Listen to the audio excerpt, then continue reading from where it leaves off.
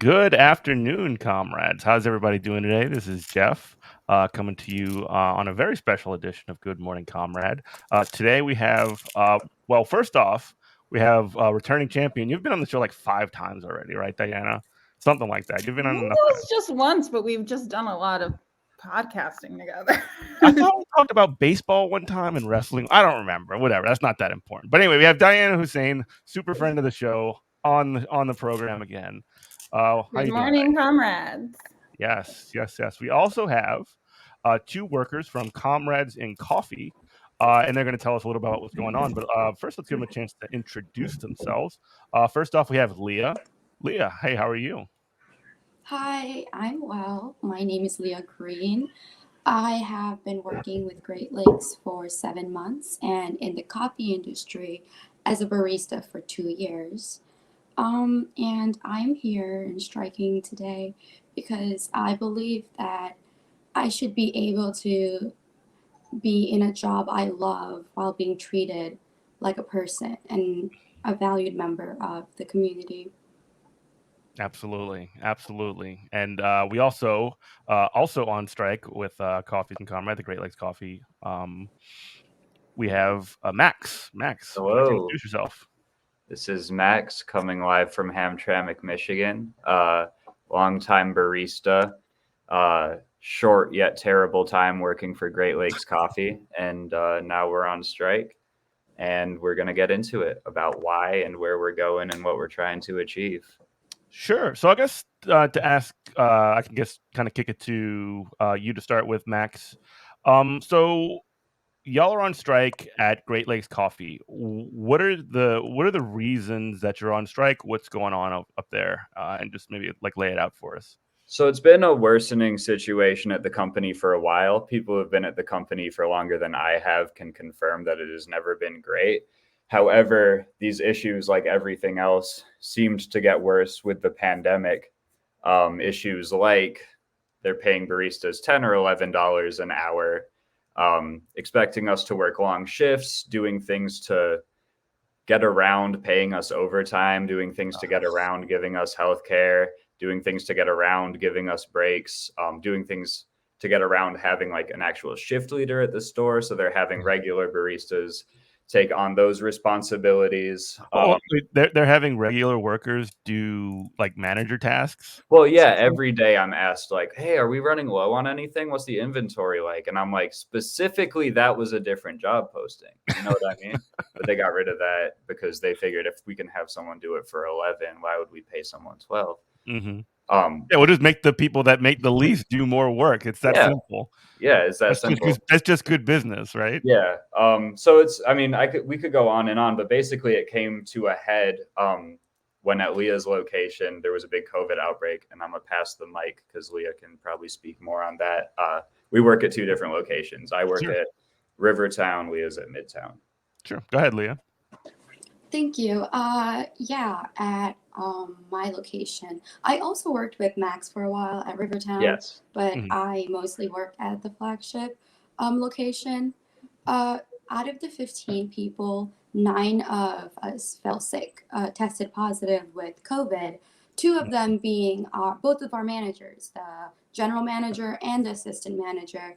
There was me and then a couple others left, and the 4 of us were on shift every day, like for 3-4 days in a row. And we were all exposed to the people who tested positive. So by that, on the 7th, we were like, this Oh, is I'm sorry, I don't mean to interrupt. So they were coming into work while they had COVID and they knew it? Or you don't know, they didn't know? no. Okay. As soon as they tested positive, they stayed home. Okay. But Thank you for before they clarifying. tested positive, they were still in, and we were exposed to them while they were having symptoms. Mhm. But on that day when we realized, we were told that 2 other people tested positive, me and a couple other of my coworkers and now comrades, we decided that it is our social responsibility to do something about it because it would be unfair to us, it would be unfair to the public, and to people who come in, like the DMC workers that are right across the street. They come in every day, we serve them, and the chance that we are causing the virus to spread, we didn't want that responsibility on our shoulders. So that's when we decided to send the email to say that we want proper PPE, and if they want us back, we need masks, and people need to test negative. And just to really quickly to touch on what is Coffee with Comrades. So this is something like so first off, y'all are on a recognition strike, right? Yes. And can you just describe what Coffee with Comrades is, and then maybe just describe first what a recognition strike is for our audience that might not know. Comrades and Coffee, I got it backwards. Okay, I was about to say, Diana set me straight. Coffee is us. I mean, as all of this is coming out, I remember I was standing in my kitchen and Leah called me and said, "Are you down to form a union and go on strike?" And I said, "Yes, absolutely." I did not have to think about it for a second. You know what I mean? I've been waiting for this my whole life. But yeah, Comrades and Coffee is about, numbers keep changing, but it's about 20 baristas and cooks. It's the vast majority of the baristas. And am I frozen? Because you guys are. No, you're not. You're good. Oh, okay. Damn, that was crazy. Yes. Okay. So the vast majority of baristas and cooks that work for the company are part of this union. We hit up Unite here in the local 24 to kind of get like larger union backing.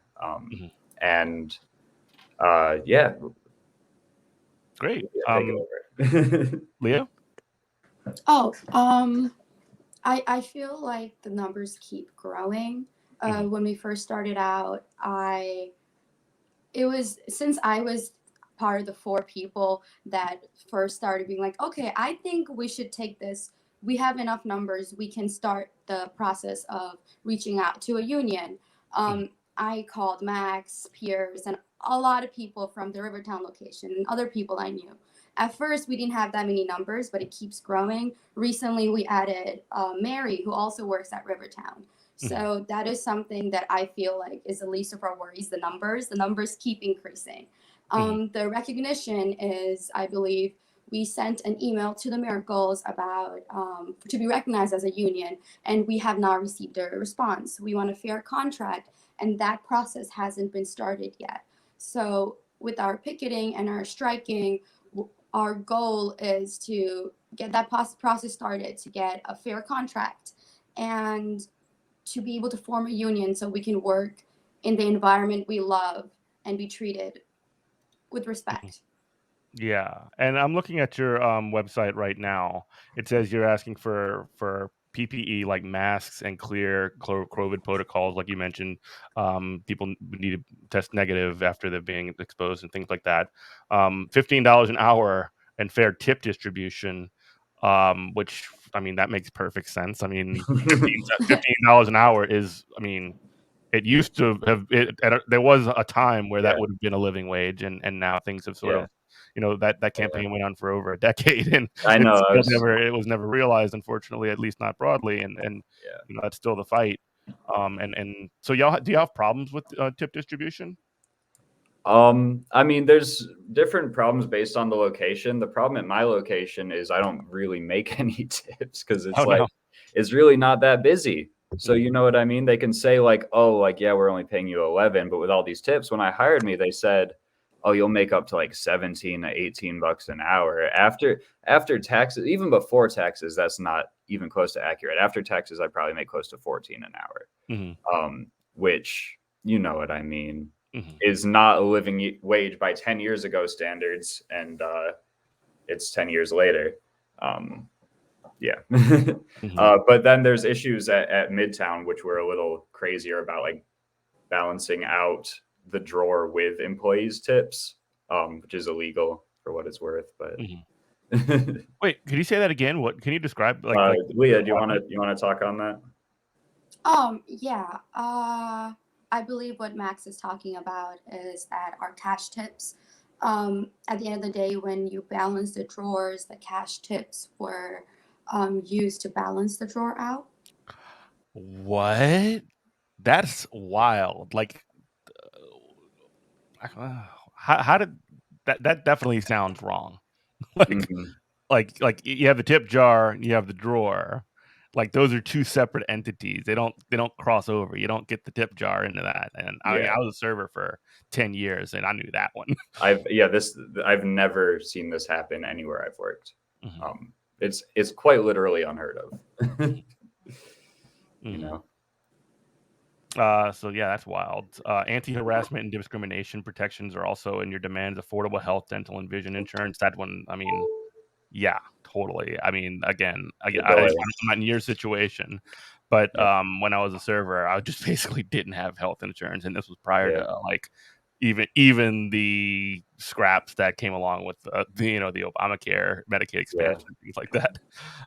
Stable, predictable scheduling. Oh my God, that is like 2 days before. I mean, can you talk about what the scheduling situation was like? Because when I was a server, it was like the 2 days before or like the day before, like the next week of scheduling, you wouldn't know if you had to work on Thursday or something. Yeah, that's basically it. Yeah. It'll be things like that. It'll be things like, for some reason, like this, before we went on strike, they had me scheduled from noon to 4. That's a 4-hour shift. That's like a whole part of my day I have to set aside. And it's barely any work. And it's like, why did that happen when I'm coming in at 10 every day otherwise? And just weird stuff like that. The classic mid-shift move. Yeah. Yeah. But obviously, also not knowing our schedule till right before, or just deliberately keeping it understaffed, because if they can have, like, I was just the only person working at Rivertown, like 2 or 3 days a week. I'd be there 10-hour days, just me doing everything. And I only did put up with that because I knew we were going on strike. I had to just like keep up appearances. But if this wasn't planned, I would have walked out. I would not have accepted any of these terms, With me, there was. Oh, I'm so sorry. No, go ahead. I was just about to say, Leah, what would you like to add to this? It's when I was hired, I was told I'd get from 28, 20, 25, 28, 30, about that many hours. And I never got that. I got like 2 shifts a week. There's been times where I was not even on the schedule. And out of the 2 shifts I got, they always used to be days that I said I couldn't work. Until January, I had open availability, like from open to close every day, except for once a week when I had a doctor's appointment. And for some reason, they always scheduled me for that one day, or I would not get hours at all. And that was one of the reasons that I wanted to form a union, because I had to sit down with management 2-3 times to talk about my hours, and there was never any changes ever. And that is not fair to anyone. Not only did I not get how many hours I wanted, they always posted the schedule Sunday night. So we had to be on the phone at like 9 p.m., 10 p.m. Is the schedule posted yet? When are we working? What's going on? And I think there's even been a couple times that the schedule wasn't even posted. They only told the Monday people what if they're coming in. And that is ridiculous. Because if I'm scheduled for a day I can't work, then I have to talk about it after the schedule is posted the next week. And if you have something going on that day, how do you switch your schedule with somebody else or whatever? Yeah, like, because they don't know everyone's messed up. I have to find a way to cover the shift. I have to tell the management. If the management isn't fast enough, it's like I have to cover the shift. That's not my job. And plus, it's money. That's money that if you were working a shift that you actually could have worked, you would be getting, but you have to give that away for your other obligations. It's all wild. I also want to like tie this into something I've just really been brewing on, which is like, we have management. They make more than we do, and we're working really hard, and they are not doing their jobs at all. They're hitting me up to ask about inventory. One of my managers asked me where to order, or asked my coworker where to order towels.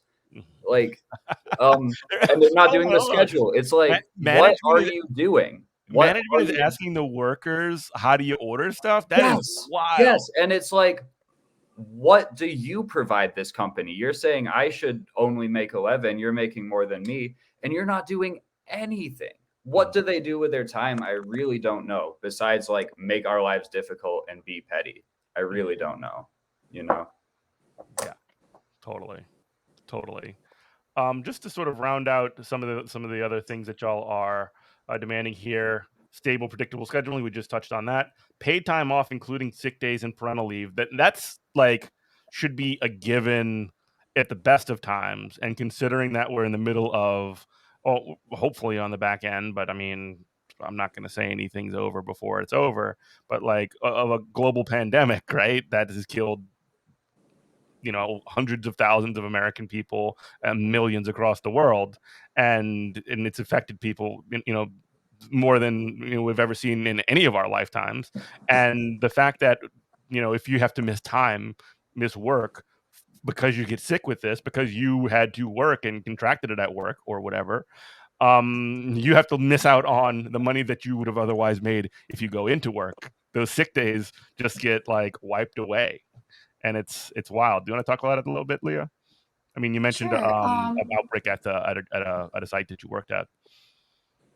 When my coworkers, they all fell sick, a lot of us, we were so worried. They're like, I don't know how to pay rent. I can't come into work. We're not getting sick pay. I do not know how to pay rent. There was people who are like, oh, I think I should isolate. I haven't tested positive. I'm waiting on my results. I think I should isolate, but I have to pay rent. I think I'm going to come in.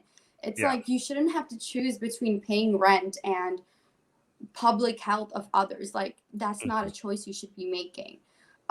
There's been times where I was sick and I couldn't come into work, and I'm already getting so less hours. Mhm. So I do not have any parents.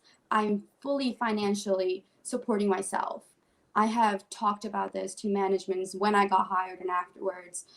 Money is the reason I'm working, and I need to be paid what I was promised. And even through all this, the hardest part about forming a union was all of us being like, you know what?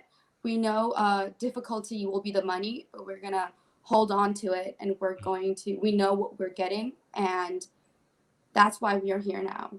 Mm-hmm. Yeah, and that leads into sort of like the next place I wanted to go with this conversation. I wanted to ask a little bit about like how things went when you started this process of organizing a union. So, what was that like? How was the outreach going, and how did y'all get to this capacity? How long have y'all been doing this for, even?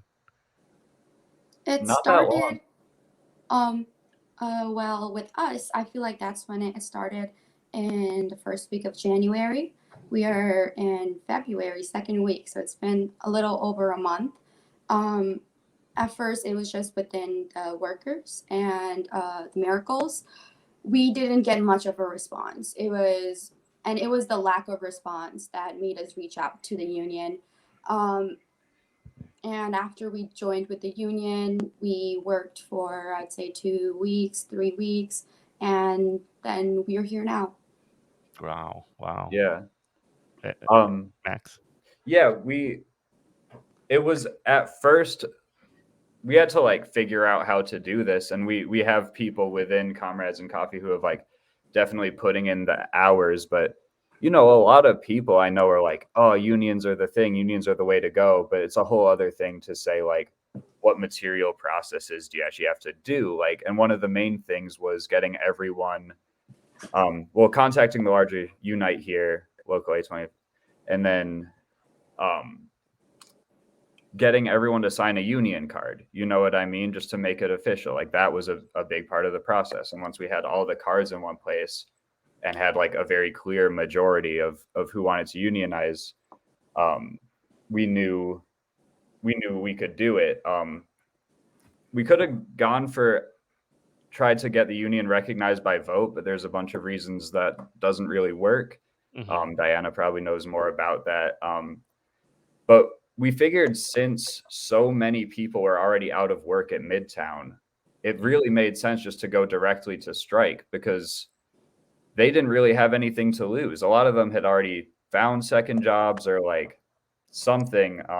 So there was no reason not to go on strike. It wasn't, we had so many people out of work already who were still technically employees of Great Lakes. So that's why we did that. Yeah, and again, just to sort of clarify this for our audience, this unit here is on a recognition strike, which differs from a more common, I think, process of getting cards counted and having an election. Y'all are basically on strike for you're essentially, one of your demands is for the boss to recognize that you have a union, as opposed to having to have a vote for that process. Is that correct?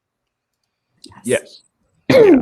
And I should also add, this is Diana, I should also add that they want a contract too. So that's part of the demand. One of the main reasons why this is a route is, like, we all know right now the need for massive labor law reform in this country. Like, the labor law does not really favor workers as much as it favors the boss. And I think that one of the biggest tactics that the boss takes on in these organizing drives is stalling, and they'll stall forever before workers get their first contract. So this is part of the demand, is that fair first contract in addition to union recognition. Yeah, totally. 100%. And Also, I just want to add too, like, with all the coffee shop organizing in the country, it's really, really exciting. This is clearly a fed up group of workers. This is the only one that's doing a recognition strike. And to our knowledge, this is the first recognition strike in the Detroit area in decades. So I just want to give major kudos to these workers for being so brave and going on strike to begin with, which is just requires a lot of courage in the first place, but also taking on a kind of unique role in labor history right now. And who knows what this might inspire, not just across Metro Detroit baristas, but across the labor movement as a whole. With this success right now, these workers have a lot riding on this, and it's just really exciting to see, because, like, you're listening to Lea and Max talk right now, and there's just two among a unit of a very, very close-knit, very, very, like, strong group of collective, like, kind of spirit already. They're coming into this, they are already the union. It's just up to the company whether they want to recognize it or not. And I just want to speak on that for a second. I mean, I've had a bunch of jobs that are bad, and this is the first one that unionized, and I think all workplaces should be. But I think the reason ours was able to is because of the people. And we have relationships, like friendships outside of work, and we see each other as people outside of work. And, like, Leah came and saw my band one time, and, like, I'll go and hang out there. And, like, a bunch of the other baristas live together. There's a couple comrades that live like a walking distance to my house. Like, it's a real community. And I think that's why we were able to be on the same page so quickly and want to stand up for each other so quickly, and not just throw in the towel and go try to, like, oh, let's see if we can make 12 an hour somewhere. Let's see if we can make 13. We said, no, let's stick together and make at least 15, Yeah, totally. Did y'all, so one of the things that Diana just mentioned is some of the other, there's this huge drive that's happening across the country. It seems like every day there's more Starbucks locations that are popping up and saying that they're wanting to be a part of this Starbucks Workers United. Did y'all see that when y'all were bringing this whole thing together, or were y'all sort of prior to that when y'all started, or I don't see this as a coincidence that y'all and Starbucks are particularly, like, coming together at similar times and coalescing. Yeah. Do you want to continue, Max? No, you go for it. I used to work at Starbucks, and I just want to say that the way we're being treated is not that different, especially with COVID. Coffee is still coffee. People still come and get their coffee every day. Since you're at a job where people come and go very fast, COVID protocols and COVID, everything related to COVID, you are in front lines. And it's been almost 2 years of this going on. Baristas had to face the harsh ends of all this. So I completely understand everything that's going on with Starbucks. I have a couple of friends who are in Starbucks right now, and I stand in complete solidarity. And I'm so happy that we can be united in this way. Baristas don't get seen as much as they should. we are, I feel like the backbone of a lot of people's everyday lives. You Yeah. come in, you Yes. get your coffee, and then you start the day. Yeah. And I'd like to add, we do a social good, man.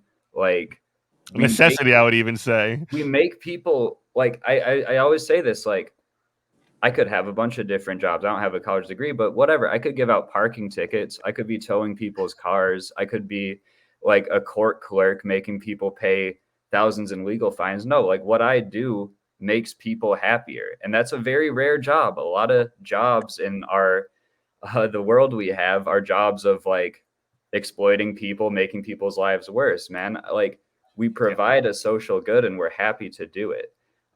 Our job doesn't have to suck. Like me and Leah have had a bunch of fun working together. It can be a great job. It We're doesn't really have good to be. friends. I've been to Yeah, so many of your band events. yeah, We've hung out. exactly. And Like, it's not just Max, it's like all of us. It's at Max's band, there was like what, 5 of us who came up? It's it's a big friendship, and yeah, it doesn't just extend towards the coworkers, it extends further into the customer base. A lot of my friendships I formed since I moved to Detroit, I've had through Great Lakes. I'm Mhm. not originally from Detroit. I moved here from New Jersey. And when I came to Detroit, it was because of the culture and the art and working in the heart of Midtown. It gave me the perfect place to make these connections and form these friendships. And I don't want to have to walk out of this job that I love, these customers I love to serve, these coworkers I love to work with, just because I'm not treated the way I should. Yeah. And that goes for all of us. Mhm. We love our jobs, we love each other, we love our customers. I think that there's a big like psychological pressure on service workers that like they should feel like what they're doing is not important, not relevant, not a real job, and have them get down on themselves and internalize that like, why am I not good enough to get a real job? Instead of saying, no, I like my job. I'm good at my job. And what I do actually does make the world like nicer compared to so much other things I could be doing. Mhm. And I think that pride is where the union effort has to come from. You can't get together and unionize around like a job you see no worth in, you know? And that's not what we're doing, you know? This is a craft. I've put years into it. I can make a really good latte. Everyone tells me that. But, you know? And it's almost like one of those things, because I mean, I know I've had so many painful conversations with regular people that they almost sort of say like service jobs. And I used to work at it wasn't a Starbucks officially, but it was like one of those Barnes and Noble cafes that serve Starbucks stuff. And I've worked every crappy job you could possibly imagine, like dishwasher and on all these other things. And like it's hard work. And the thing that you hear when you're having conversation with people is, oh, those are jobs that people start at while they're going to school, or while or they move up to something bigger or better, or to management or Yeah. whatever. And it's like that is almost like a socially like proscribed Yeah. sort of positioning, because these Yeah. jobs, like as you mentioned, Max, are really really important for definitely for the people who are going in and buying the coffee or going to the restaurant and Exactly. getting served or whatever. And But yeah. there's this. I'm sorry, let me just really Yeah, quick. no, finish. Okay. Um, there's this sort of like repeated sort of like bashed into your skull, like, oh, that's not a real job, and that's Mhm. so untrue. That's so Yes. like Yeah. it's really like elitist. You know what I mean? Oh Go yeah, on. I mean, it's absolutely untrue. I think it also serves to poison the minds of like people working in those jobs, because if you can endure anything if you see it as temporary. Um, I've been working in food service for almost 10 years now. I've been working since I was 15. So I'm realizing it's not temporary. So it's just clearly not true that these are just starter jobs, or that it's very easy to get a 6-figure job in this country. And it's absolutely not. And I would also add, even if it were true, which it's not, that these are starter jobs, while someone's working at a job like this, they should still be able to afford to live, even if it's temporary, even if it's just for college students, even if I'm still giving you hours of my one beautiful limited life. I will die one day. These are precious moments, and I'm renting my labor out to these people. So even if it's temporary, even if I'm unskilled and both of these aren't true, you still have to pay me. You still have to pay me a fair amount. Absolutely. I just want to give Max the snaps for that. That was really well said. And I just want to add on to that, like, you know, Max and Lea are members now of the Hospitality Workers Union Unite Here. Like, we've seen what this industry has kind of taken from the pandemic. It's been among the hardest, if not the hardest hit. When they had the peak lockdown measures, what shut down first? It was hospitality industry. And yet it opened pretty quickly. Like, we really can't even say in Michigan with a Democratic governor that our state was ever really closed for that long. Like, people were back at work. These are frontline workers as much as the healthcare workers that had to go to work the whole time are, because we made them be. We forced them to go back to work and said, we need our lattes because we need to have our caffeine kicks for when we go and do our jobs too. We made them go back to work. And yet what's happening now is the industry is recovering. Great Lakes is doing fine. And yet they're still using this pandemic, just like this industry did after 9/11, used a crisis as an excuse to cut labor, because that's where their bottom line has some room to spare, and cut costs around labor. You're seeing it in the hotel industry with daily room cleaning being cut and eliminating 180,000 in U.S. housekeeping jobs alone. Like, these hospitality companies are just using this as an excuse. And then to call it like unskilled versus skilled, this whole debate. No, if they were so unskilled and we didn't need this labor, then we wouldn't have forced them to open up as early as we did. Yeah, I mean,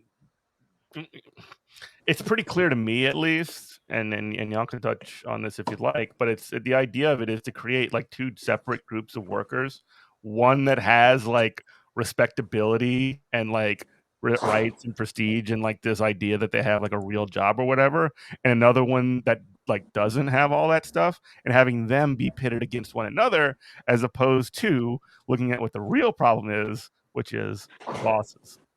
Yes. Yeah, absolutely. And I'll say, like, just getting back on the health tip of this, our director of operations, who I won't name because he don't even deserve it. I'm not even gonna say his name, but like our director of operations, after Midtown kind of shut down because people weren't gonna come in, and then they indefinitely closed it. He came in to kind of put the heat on me and see what I knew, and like, you know, try to figure out what's going on. Oh, no one's ever complained to us about anything, blah, blah, blah. And I told him, frankly, you know, I think we do deserve hazard pay considering we're working in the middle of a pandemic. If I get sick here and I have to take 5 days off work, I'm not making any money on those days. And he looked me dead in my eyes and said, so you think you should get paid more just for coming into work? Yes. Yes. Yes, bro. Yes, that's exactly what I think. But I had to drop it because, like, obviously he wasn't going to listen to reason. So I was just like, never mind. One-on-one is never the time to pull those No, and this was before we really had Unite Here involved, and like I didn't know what was going on. I was like outside of the Midtown bubble, so I'm just like, this was the next day, and had no idea, but I knew that I stood with Midtown and that the management are terrible and incompetent and buffoons. So. Totally. So just to kind of like move the conversation forward a little bit. So y'all have been on strike for most of this week. I think y'all started. When did y'all start? What was the day? Wednesday? January 7th, I believe. The strike. This official strike started. Oh, the official strike was Wednesday. Was Wednesday. Okay. And I guess like we've you know, I've been keeping an eye on that.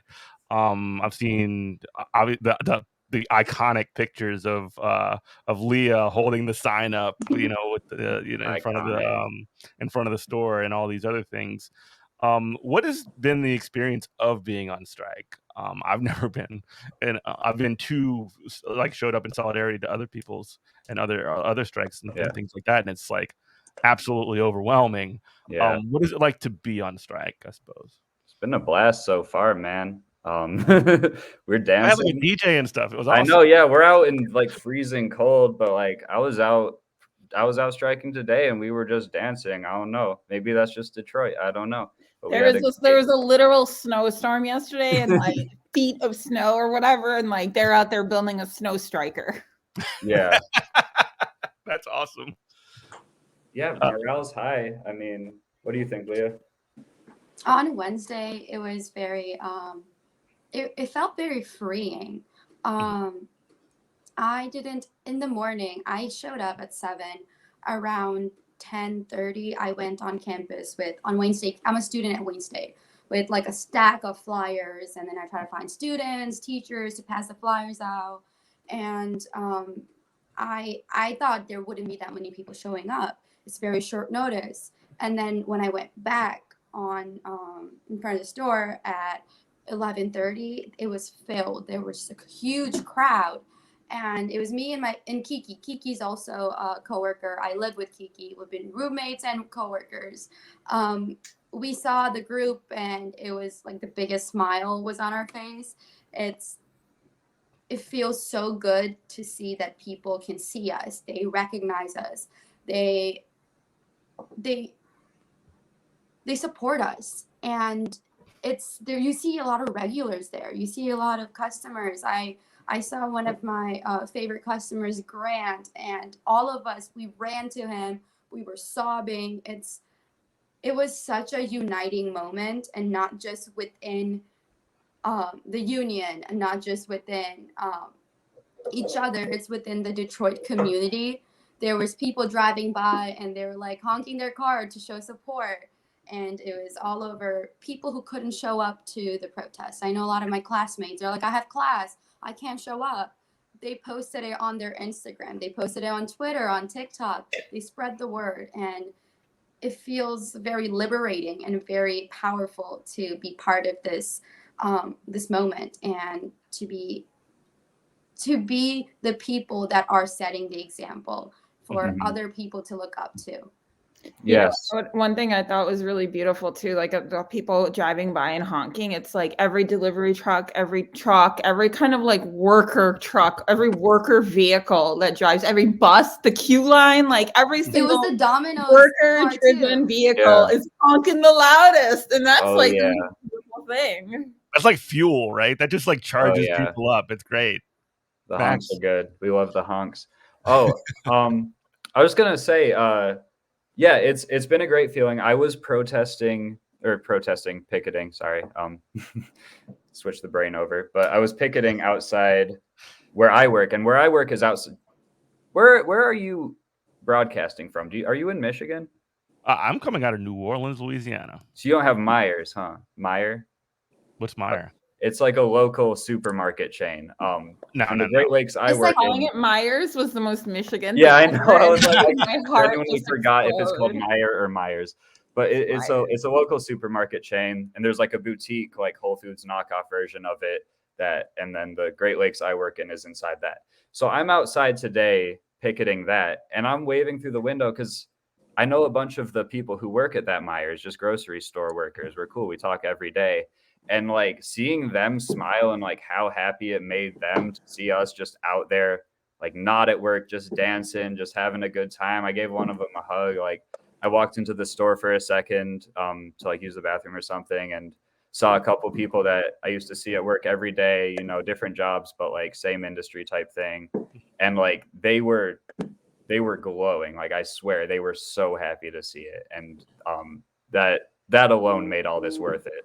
And then there's so much more to it, but yeah. Yeah. After Wednesday, I went to that Myers location, and a lot of the people that I served, like we know about each other's lives. I got invited to parties. It's like the reason I went to work at that place is it's further away from my home. I only normally work at the Midtown location, but it's like I love the people who work there. They were smiling. They're like, oh my God, I saw the news. I saw the newspaper. You guys are amazing. You should be so proud of yourself. You guys are so young. And it felt so good. It's like, not only do we have the support within the coffee industry. We have the support within other labor workers, and it's like we're one big family. Solidarity. That's what And- solidarity is. I love it. I'd like to also add, Great Lakes Coffee is not like a small boutique, like mom and pop one-off store. Yeah. I don't know anything about Great Lakes Coffee. Okay, so yeah. just a So little bit. we have 3 like main locations. Another one that's like just in a mortgage office in Pontiac.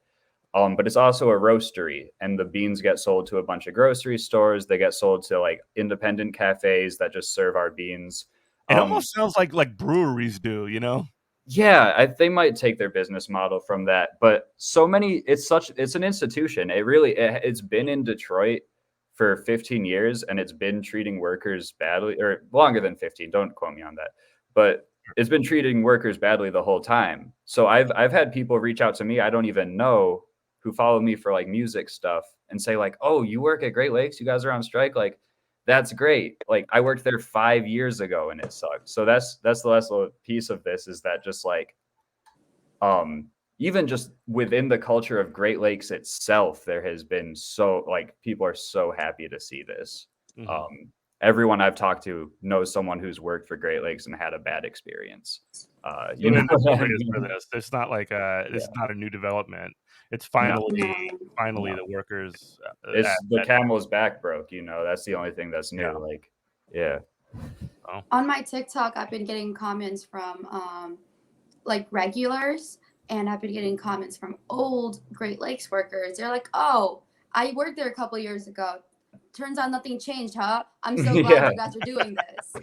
It's like, oh, it was right for me to leave at the time because nothing changed. And then it's like, I've seen a couple comments like that, and it makes me feel a little stronger, because you're fighting the good fight. Yeah. And you're gonna get, you're getting what you want. Yeah. And yeah, on another level, it feels really good if I think about it in terms of like, this is about us, this is about workers, and it's also about real community. And like, you know, all the workers are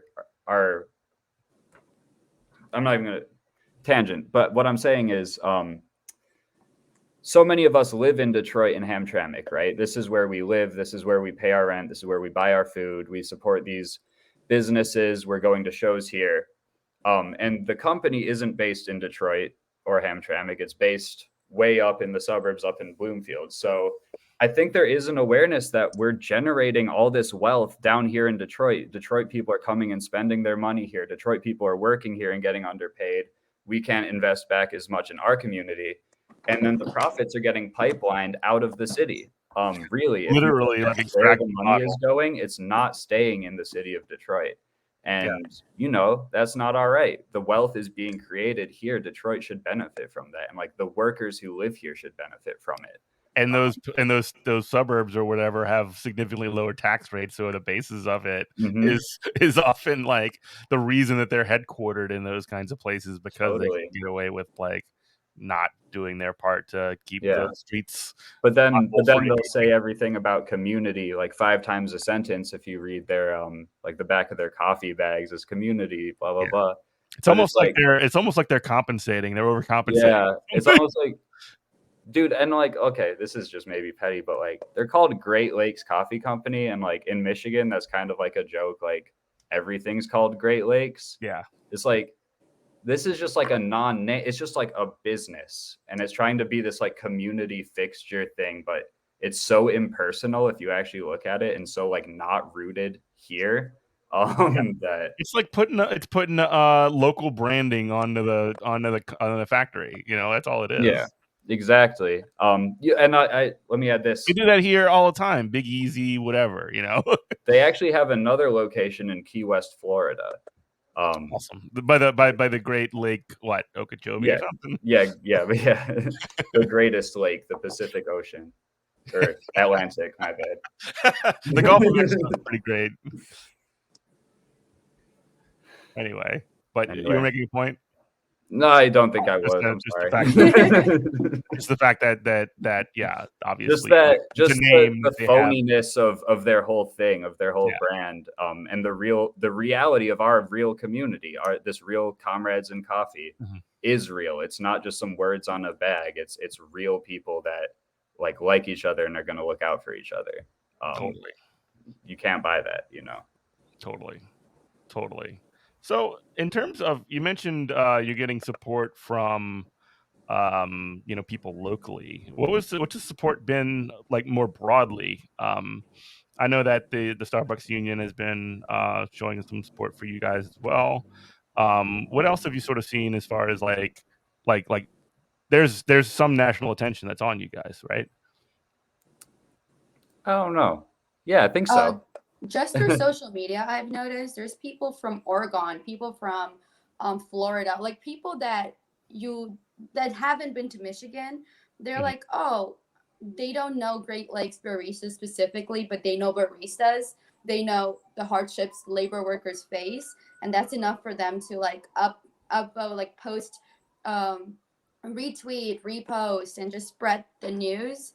And there's people I know in New Jersey who are like, "Oh, I see you on here. What happened? I haven't spoken to these people in like 4 years."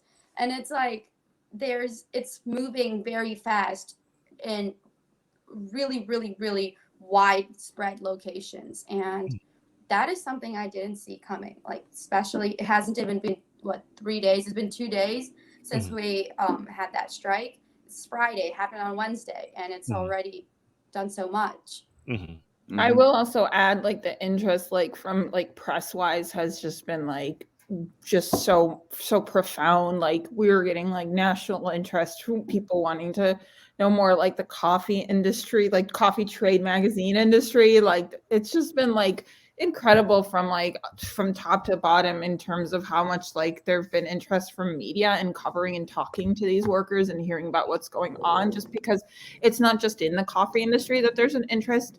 It's specifically like workers on strike, period. Like mhm. across all industries. There's still that striketober fever, Jeff. Oh yeah, October lives on. We're in strikeuary, baby. thank Like you you, very. I mean, like even so, just to kind of talk on that point, like even media that doesn't even know what's going on. Like I'm always when you talk about that, I'm always reminded about the when the Teamsters went on strike down here, and the lady, the reporter, who was obviously like trying to be like very very like supportive or at least tell the story honestly, started like talking about, oh, these Teamsters, they're a team and they're calling themselves the 270 group and there's all this other stuff. But like Well, it's well intentioned like ignorance, right? I had to answer the best questions from like a coffee industry magazine writer who just covers coffee stuff and was like writing about the history of unions in the coffee industry. I'm like, this might be a little bit of a load to take on. Yeah. Like, I was explaining basic things before I was even trying to like at least like a recognition strike is something unique and maybe you don't really have heard of, but like I was explaining the basic difference between like an international union and a local union. Yeah. But And to their something, credit, they're covering it. They're seeing a trend and they're seeing that it's something to cover in the industry. yeah, it's something that's like not really in like the public consciousness. It's not really in like how we even like, speaking for, I'm a teacher in Louisiana, right? And like all of my experience teaching social studies, like there's almost no mention or no like deep talk about Yeah, unions and labor or any of that kind of stuff, unless the yeah, teacher that's in that class like makes a point to do that, which is never a part of the curriculum and it's never on the test, right? yeah. To this region's credit, and maybe it was just what I tuned into, Mm, because it was what interested me. But because Detroit has such a huge labor history, a huge union history, and we did learn about things like the Ford strikes in school, or things of like, I what even though they treat it weird. They treat it like this is something they had to do long ago, but like we don't need them anymore because they got all corrupt and they just want your money. Blah blah oh my god, blah. oh my god.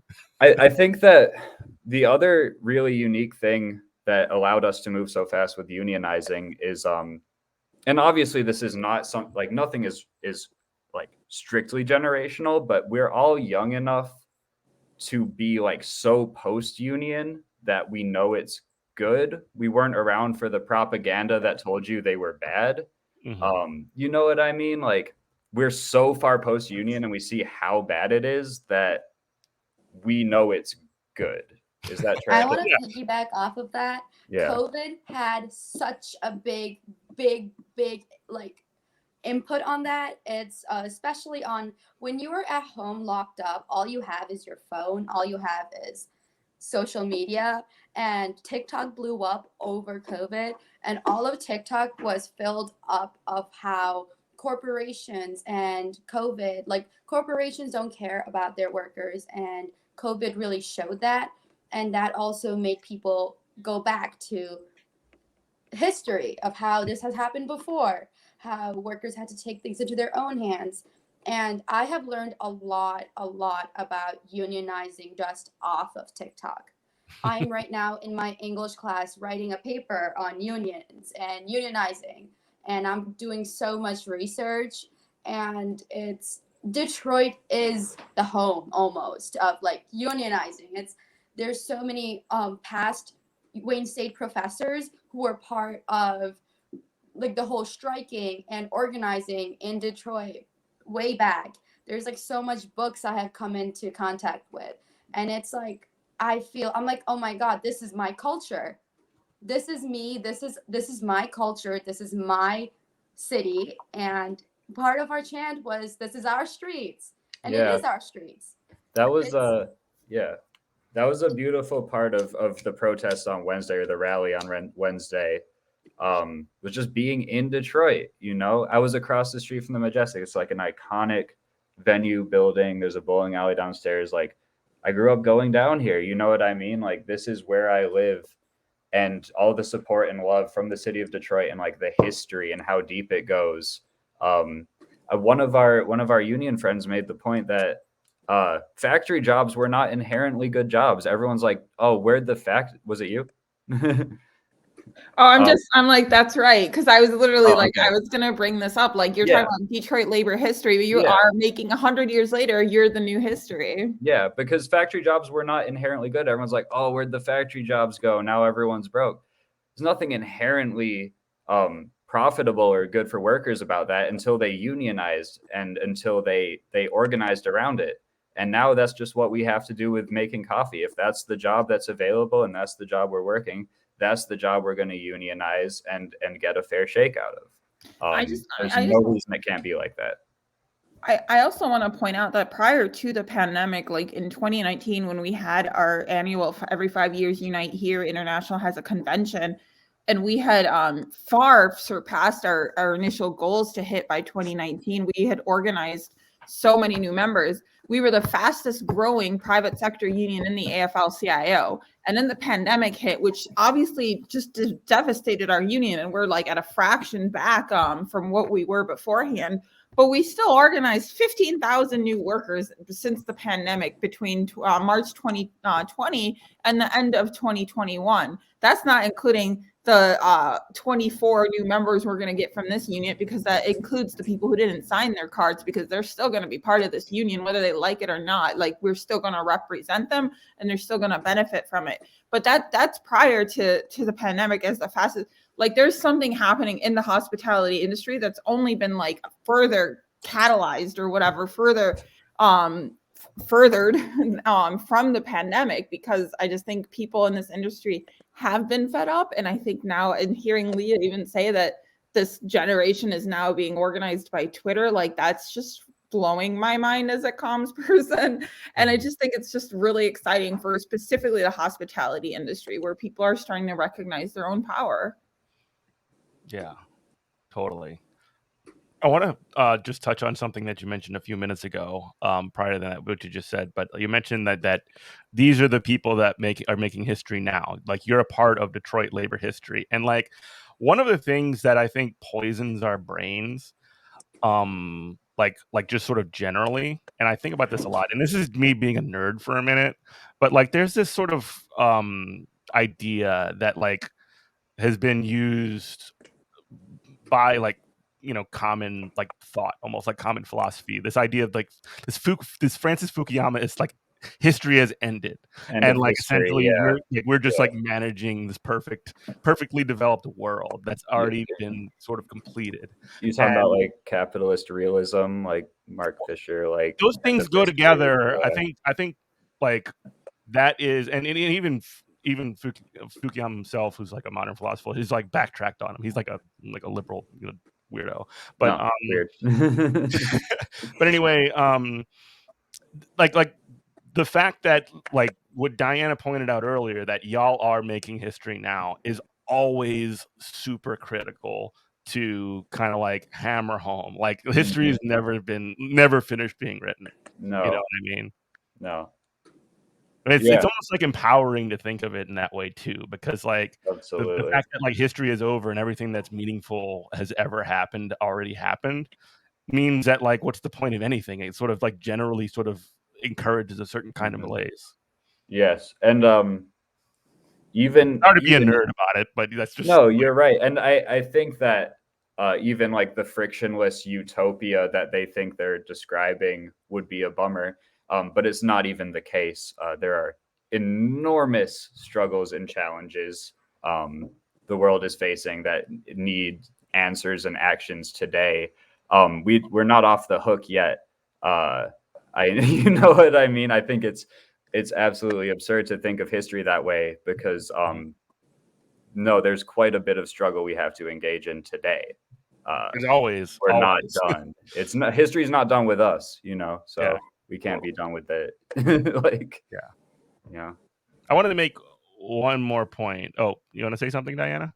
Oh, I want to make one more point, and then we can sort of get out of here. But among some of the online support that I've seen, there was one particular person, or not person really, but one particular online cat that has shown some support. And like, look, I don't get any.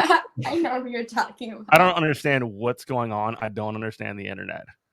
But what is the deal with George the cat, and like what's going on there? Because George is a union boy. George is a union boy. Okay, talk about what's going on there a little bit. Don't you stand an orange cat too, Jeff? I love orange cats. You saw, I mean, if you're watching on Twitch, you saw Sam running around over here a minute ago.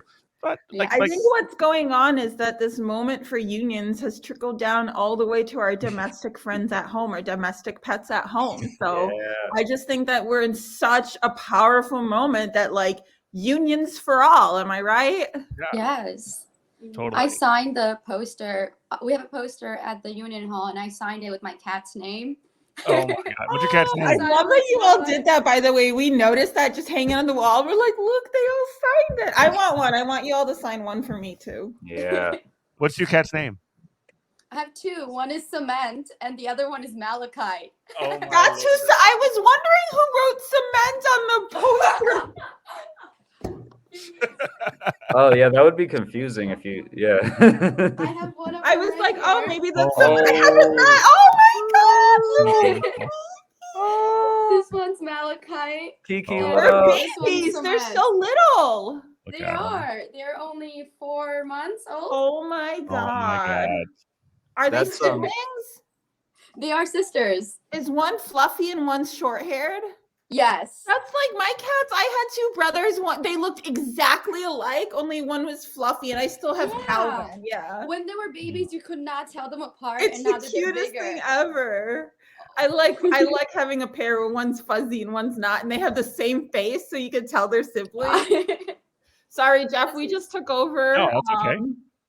That's This is Kiki. Kiki. They're also a comrade. Hi, One of our Kiki. barista comrades. Nice to meet you, Kiki. Can't hear you probably. I think the He's a AirPods comrade are in coffee. Gosh, look at this cat. I love cats, and the internet loves cats. So there you go. Yeah.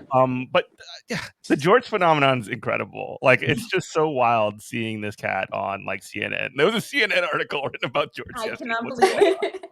on? Anyway, This was fun. yeah, it was a lot of fun. Lot of I fun. appreciate hanging out with y'all. Yeah. I guess. Oh my God, Maximilian is still Plugging listening. along Hi, in the Max chat. from Baltimore. Oh, We I was know. like, what? Max from yeah. Baltimore is still on. Oh, Yeah, we love stand Max George. Alvarez. Thanks, Max. We love jorts. Yeah. Max also said Thank you. solidarity. Solidarity. Anyway, is there anything that people could do to help out or to help get the word out with what y'all are doing? Do y'all have anything that y'all Y'all can tell them about Wednesday What's Wednesday? Yes. for people in Detroit. Oh yeah. Well, two things. First, I'm gonna plug the Instagram, the socials. What is it? It's just Comrades and Coffee on Instagram, right? Yeah, Comrades and Comrades Coffee and on Coffee. Instagram. Yeah, go ahead, Leah. And that's also the TikTok account. And then our Twitter account is different. It's coffee_comrades. Yeah, Coffee Yes. _ Comrades is the Twitter. I'm gonna share the Twitter in chat, and then I think you get the rest of them from there. Yes. But in terms of that Wednesday rally, we decided to do it at Jefferson, I believe, at noon, right? At the Jefferson Mhm. location. Does anyone know the exact address of that? It's 1475, right? That sounds right. 1475 East Jefferson, Detroit, Michigan, noon, Wednesday. We will be posting heavily about it on all the socials. And It's going to be on our personal socials too. You cannot Mhm. miss it. Bring your friends. If you can't come, tell your friends. Mhm. Animals. Kiki's bringing their grandparents, you know. Oh, I love that. That is They're adorable. 90. oh, sweet. Kiki's third generation part of a union. So Kiki's grandfather was a union member. So Oh, that's so sweet. Oh my gosh. he said is paying for his medical bills right now. Hell yeah. Yeah, that is That's what I'm awesome. trying to say. My granddad was in a union in England, and like, it's so funny how it's treated like a dirty word now, and even a couple generations ago, it was just such a standard part of life. It's really, we got to get it back until a better alternative emerges. Yeah, we need unions. 100%. Need them. Everyone needs one. I want to see everyone on strike Yeah, in the world. buddy. Well, so actually, just on that point, on the strike point, some of the both what was it, Minneapolis and St. Paul teachers and educators voted Hell yeah. 97% to Go get 'em. go on strike out there. So huge shout out to those folks too. Like, Go get them. love to see it. I am stunned, if I'm completely honest. Like, I'm stunned that more teachers in more places are not on strike, because the conditions are absolutely terrible right now. It's horrible. It's Like, I hate it. horrible. No, my roommate is a kindergarten assistant, like early childhood. Yeah, and assistants don't make anything. Like Yeah. paras and stuff. No, they don't yeah, make no. any For money. what she does, I mean, she's like raising children, making like 15 an hour. They should literally make twice what they make. Like, Yeah. paras should literally just get their salaries doubled immediately. Yeah. It's insane that that's not the case. We just gotta. I don't know. We're gonna get it. We're gonna get there. Yeah, we're gonna We get have to. We're one It's more not in the sustainable. pot. One more. There you go. Keep it rolling. You're gonna keep it rolling like Limp Bizkit. So I guess just real quick, you say you're in a band. What kind of music do you do? I wanna hear. Okay. All right. Cheeky plug. Okay. I'm in a band. It used to be called Who Boy. And so I still have some music released with that name, but we just recently changed the name to Honeysucker. If you want to find us on Instagram, that's Honeysucker3000. We're still in the process of setting up our streaming services. We're going to be moving some songs over from the old band. It's okay, Deanna. You're good. Yeah. Bye, all. Bye. Diana. But yes, we're called Honeysucker 3000 on Instagram. Check it out. I play guitar. I write a good amount of the music with my friends, and it's kind of like dreamy indie electronic. It's amazing. Yeah. Yeah. I was at a show my biggest before. fan. It was incredible. I have your vintage merch. Yeah, back when it was Who Boy. Back when it was Who Boy. You got the dead stock Who Boy merch. Is there like a website or something I could pull up? You got just our Instagram. We really just relaunched with a new name like a couple. I mean, yeah. Yeah, if you want to check out the music, just check out Who Boy, all the most recent tracks. That's Honeysucker. That's the same band. So it's like the last 5 tracks we released. And then our Instagram at Honeysucker3000. I'll be posting a lot about shows. We play in yeah, it's gonna be great. Cool. Yeah. All right. Well, thank y'all. It's like so nice meeting y'all and like Yeah. hanging. Y'all It's so nice meeting you. yeah, Thank you y'all for should. having us. I mean, if y'all ever want to come back and just kind of talk a little bit more informally, just hang out. Y'all can just hit me up. Um, Eminent we prof. do this show on. It's like on local community radio in New Mhm. Orleans, which is super fun.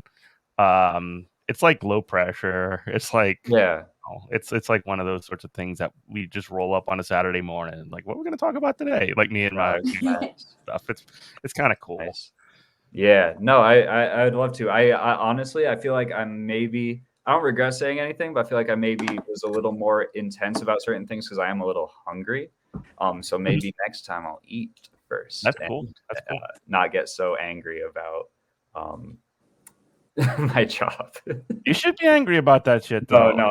I know. I'm mostly joking. It's mostly a way of saying I'm hungry. Well, And anyway, excusing anything I said that I'm going to listen back later and cringe at, I'll say, I was just hungry. It's okay. yeah, there you go. You built it in. Well, super cool meeting y'all. Like really, y'all have an awesome day, and like Yeah, y'all you keep too, man. kicking ass up there. What's your cat's name?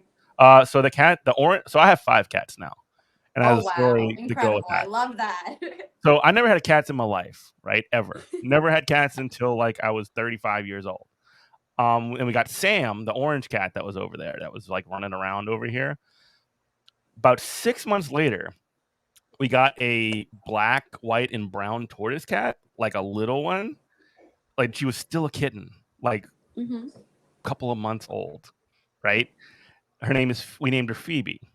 Like she was found in like her own like shit and stuff like that. Like just absolute destitute cat. We brought her up. We were here, all those other things. She ages a couple of months. This is 2020, right? March 2020, literally the week that COVID starts, she somehow escapes the house. She somehow got out. And, we had all these things. We were like trying to scramble to get her back. She's very skittish. She's a tortoiseshell. Plus she's plus she was like kind of still feral. We eventually get her back. And in June, she has 3 kittens. So now we have 5 fucking cats. How are the kittens? How are the babies? Oh, they're awesome. They're just absolute lunatics. The whole group of them. We have 2 of them are tuxedos. They almost look almost exactly alike. And then one of them is all black, except for like a little like spot on the chest. And we also have 2 dogs that are running around too. So we have just like so many animals around here. Dang, I got a couple cats, but they're my roommate's cats. But I got a half kitten. She's growing up fast. Named Christmas Mouse, and then Tchotchke, a little tuxedo cat, and then Bonkers just moved out, but he was like a little hellion gray cat, always causing trouble. Yeah, we have Flick, Link, and Zero, and Sam. This is an orange cat. Cats are great, man. I love love that. them. Everyone loves them. Awesome. Anyway, we're gonna wrap it You up. gotta unionize your cats. They get whatever they want. They're like a roving gang that just sort of like comes up, they smash, and they just get whatever they want. So they're all right. Yeah. No, yeah, my cats are tough. They're little street cats. They're like mafia union cats. Oh yeah, cats just instantly know how to fuck shit up. They know how to get a no-show contract. It's natural to them. All right, gotta take a leaf out of cat. Anyway, I'm gonna let you go, but it was really lovely talking to you. Thanks for talking. Solidarity from New Orleans, like seriously. Yes. If y'all ever need anything blasted out, let me know. Of course. Thank you. All right. All right. Last time, follow Comrades in Coffee, and you'll stay updated. Comrades Come to the in rally Coffee. next Wednesday on Jefferson. We'll see you there. See you there. Honeysucker 3000 on Instagram. Bye. All right. Take it easy. Bye, Leah.